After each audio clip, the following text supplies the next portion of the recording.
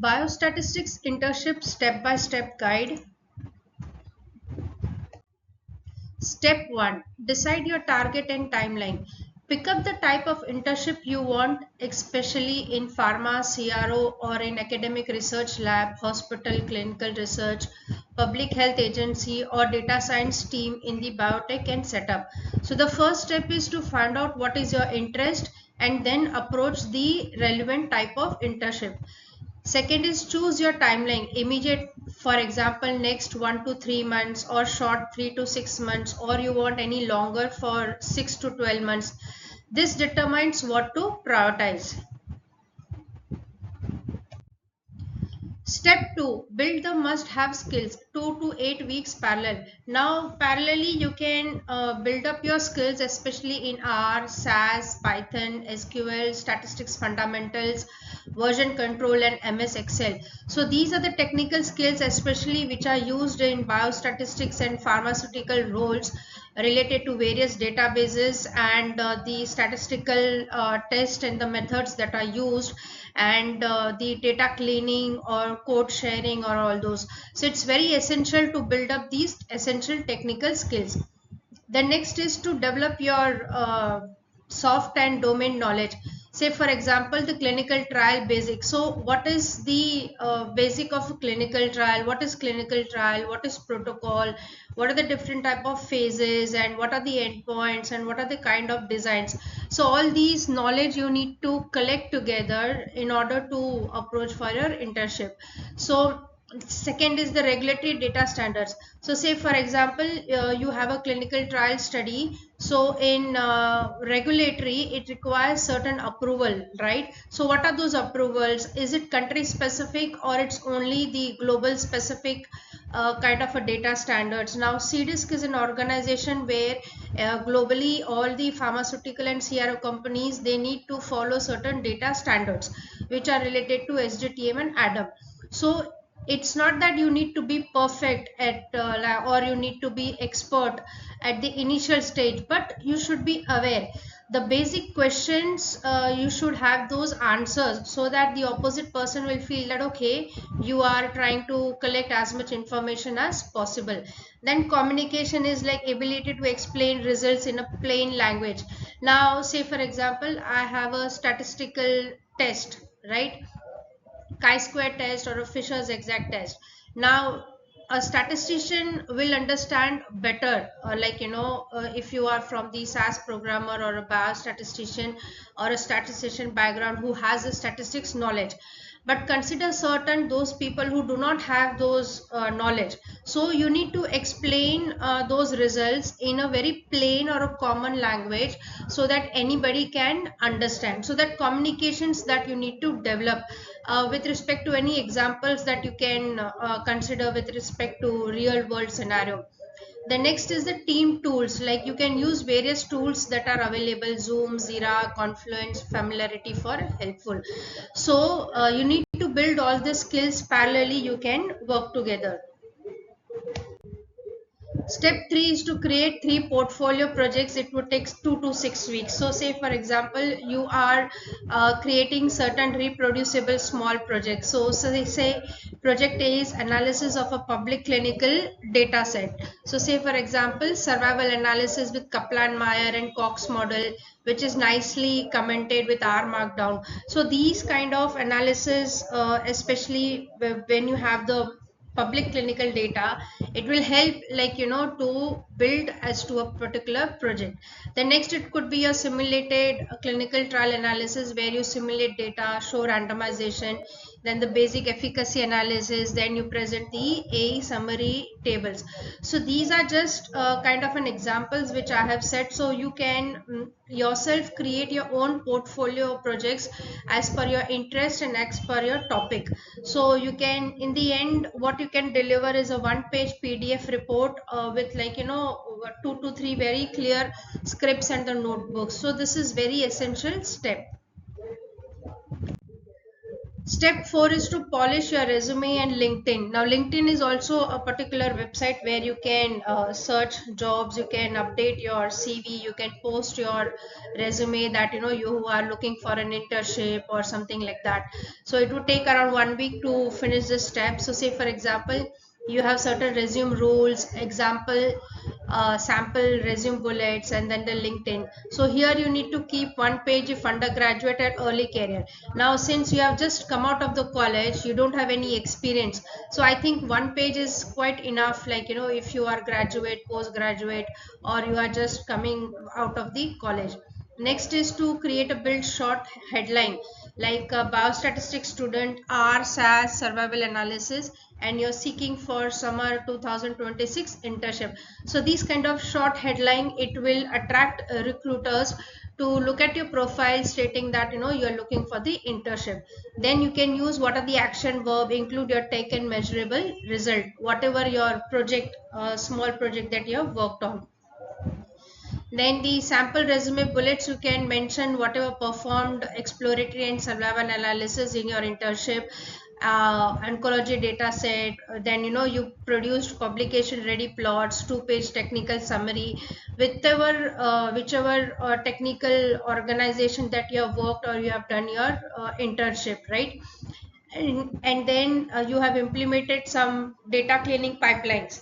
So whatever data cleaning you have done, randomization you have done analysis, or whatever efficacy analysis or survival analysis or logistic regression or mixed models. So whatever you have done in that internship, especially your statistical test and statistical analysis, you can mention here. Step 5 is to find opportunities online. So you can find your opportunities and places to look, especially in universities, companies, research hospital, public health agencies, or government kind of an institutes, where the platforms, it could be LinkedIn, Indeed, Glassdoor, or Intern Shala and Angel List. So these are all kind of companies that you can look for. Or if you have any professors where you can give your reference to whatever the openings which are there, you can directly approach. So these are the step 5 where you can start looking for opportunities which are ongoing and online. Step 6 is to apply strategically 2 to 4 weeks per batch. So say for example, here I have 5 roles. So you can approach for 5 roles which are 10 good to fit, and 5 are which are easy apply and quick roles each cycle. So try to apply a mix of all those. Like say some companies in LinkedIn, they have an option of easy apply. You just upload your resume and it's done. But in some companies, they will have a particular website that you have to fit all the details in that particular website, and it takes around 15 minutes to half an hour to upgrade all your information and then submit your application. So you approach a mix of all these kind of, and certain which are good fit, like some job descriptions might appeal you, it would fit in your interest, it will fit in your what is it that you're looking for. Remember one thing, career is something that solely depends on what your interest is, and what are you comfortable in working with, and what is it that is attracting towards you. And if you are good at playing with numbers, then this is the place where you need to make a career for SAS programmer or statistician. So everything is based on this. Then you can tailor each application, you can match keywords whatever is your job posting. Like say for example, if I'm interested in SAS programming, I will look for the keyword as say SAS programmer kind of a jobs, and I'll use specific tools which are there. Then you can also include one page project summary on your whatever you are submitting your application. So this is the step 6. Step 7 is to outreach templates. Now once you have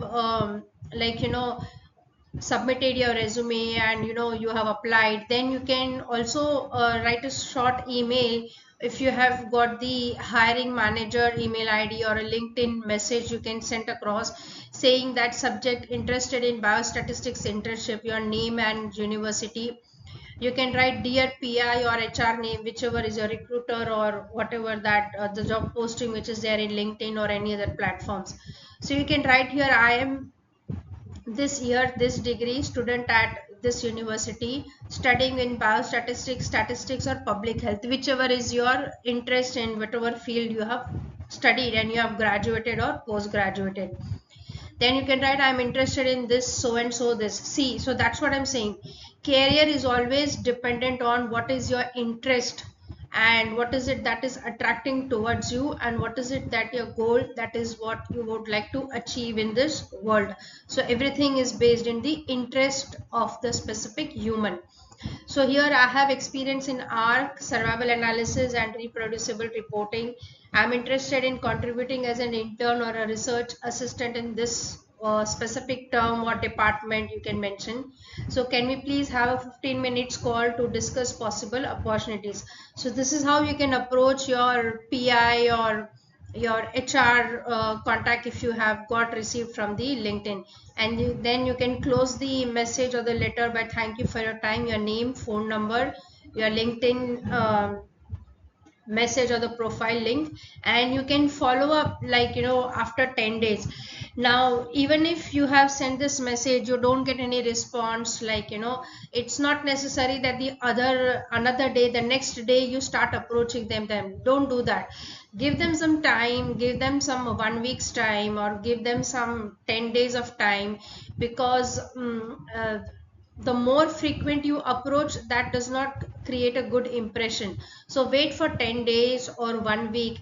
Like say for example, you have sent this message on Monday. If you have not received response, like say after 1 week, you can send a polite note reiterating that interest and attaching the one sample output. So you can just write gentle reminder or a follow-up email as to like if you have seen, because HR managers also, they have their own portfolio and their work. They are recruiting so many candidates, so it so happened that they might be busy in some other work. So give them some time, and after a certain time you can contact them. Step is 8 is interview preparation, 1 to 2 weeks before interviews. Now it's very essential that the HR manager has saw your message. They are ready to conduct your rounds. It could be first, it could be a basic round of collecting the information. Then next it could be the technical round. The third would be your management round, and the fourth, if you are selected and everything goes well, then it could be your salary kind of discussion, like what is the best time of working, are you comfortable in this location or a remote location, are you comfortable with working with us with so and so package. So these questions, all these questions will come at the last stage if you have cleared all these rounds, and if you agree, then you get the job. So here the step is to prepare yourself with technical questions, like say what is a p-value, what are the type of biases and powers, sample size, ANOVA, regression. So these kind of basic statistics that you can brush up your skills at the time of interview, like when you go. And then you can should be also ready to explain your own projects line by line. Now if you have worked on any internship project from start to the end, then you should be able to explain it very nicely, like one by one to your interviewer. So you should know each and every step, you cannot fumble over there. So then it will create a doubt that you have not done this project, somebody else has done and you have just like entered in that resume. So you should not create that kind of impression. If you have worked on that project, you should know each and everything line by line. Then you can practice also the coding to write your simple R projects or R scripts, like transformation, summarize. Or you should also practice doing the SAS programming, the basic attention, like say for example semicolon is always essential to close the statement, like before running you should have the run statement. So all these simple things, like you should be comfortable. Even if the technical is related to SAS programming, then you should have the basic programming skills. You should prepare yourself. Step 9 is if asked for a test or a take home assignment. Now, what happens is in certain companies, if it's a remote location, what they will do is they will give you a link, and they will tell you to take this test or assignment from home, right? And you have to complete it within half an hour or 1 hour.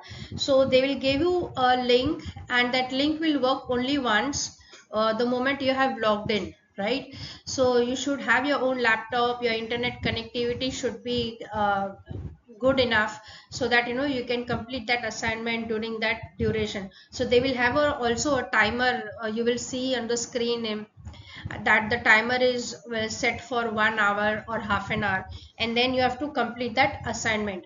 So in such scenarios, if you are doing remote or you are going at a physical location in office for taking the test or giving the exam or giving the assignment, so first is to read the instructions carefully. Then you need to plan the time and communicate a timeline if allowed. So keep the code clean, documented, and include a short readme with key findings and how to run, and submit the PDF summary that non-technical managers can understand. So first is to read the instructions, and whatever you have done, you can create a text file as a readme as to what are the steps that you have conducted and how to run. Like say if you are submitting the programs or any kind of attachments, PDF summary which is shown the result of the test of that assignment. So all these things you can mention in a text file, and you can attach and you can send. Step 10 is after the interview of the offer letter.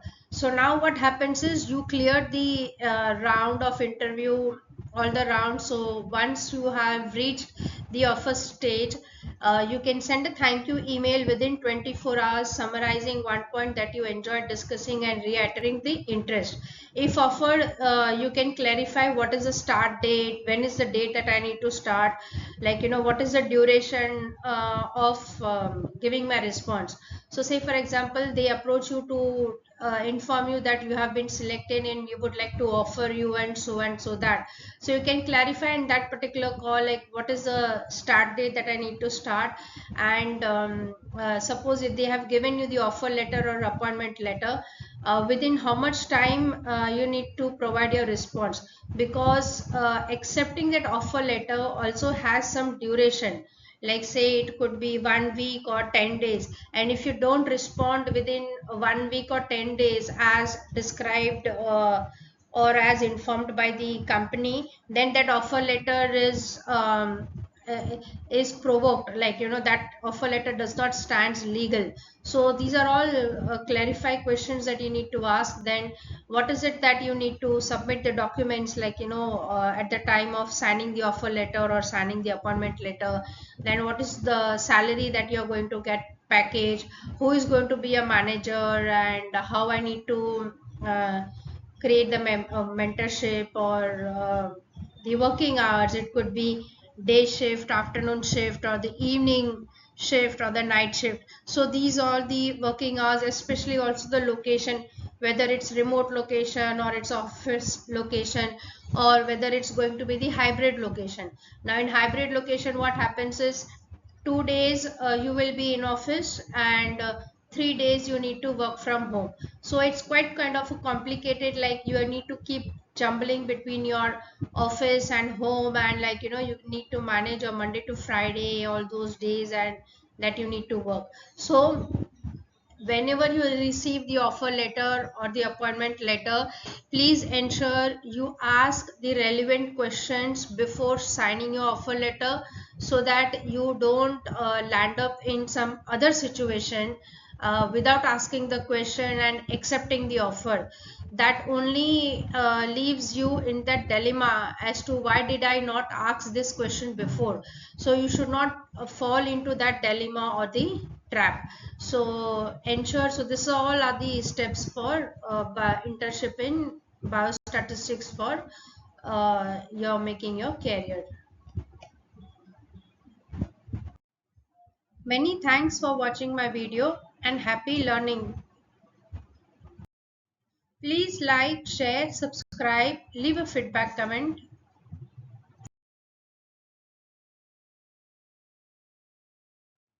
Many thanks for your support and having great connection.